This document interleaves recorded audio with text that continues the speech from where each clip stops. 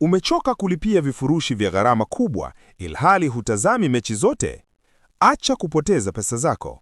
Kwa 5,000 tu, pata mechi zote duniani pamoja na channels za DStv, Azam TV na Ligi Kuu ya Tanzania moja kwa moja kwenye simu yako. Mahali popote, muda wowote, bila stress. 5,000 ina sawa na mwezi mmoja. 10,000 ina sawa na miezi miwili. Wasiliana nasi WhatsApp kwa 0659 387 069.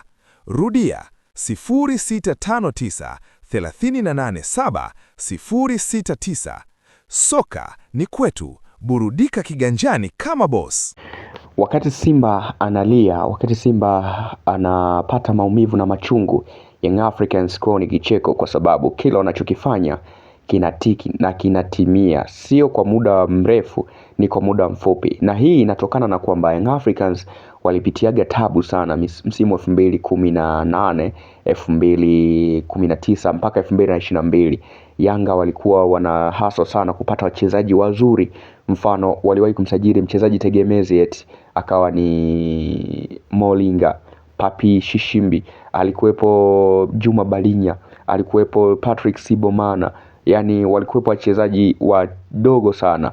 Yani kidogo ambaye alionyesha thamani kubwa alikuwa ni Heli Makambo, ambaye naye alikuja anaondoka, ndio Yanga wanampata Fiston Kalala Mayele. Sasa ile ilikuwa ni adha kwa upande wa klabu ya soka Young Africans, sababu kiukweli walikuwa wanapitia hali ngumu na maisha magumu sana ambayo yalikuwa yanawatesa katika misimu yote. Sasa kwa sasa wamejitahidi, wameweza kusimama na kuwa na ubora wa hali ya juu. Jean Claude Gilu Mugisha. Yes, so Gilu Mugisha ni Jean Claude Gilu Mugisha, mchezaji wa timu ya taifa ya Burundi, lakini ni mchezaji wa klabu ya soka ya Al Hilal Omdurman.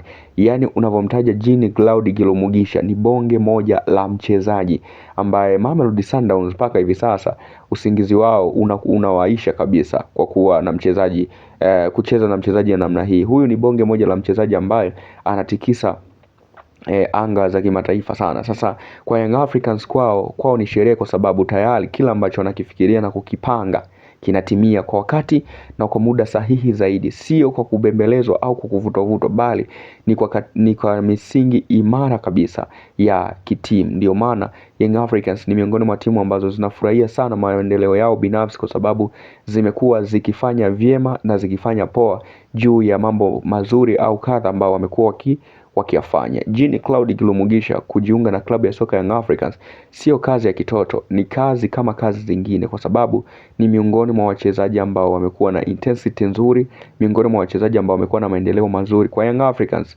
wanaenjoy kuwa na mchezaji wa namna hii, kwa sababu anaonesha ni kwa namna gani yupo active na nini ambacho anapaswa kukifanya. Jean Claude Gilu Mugisha.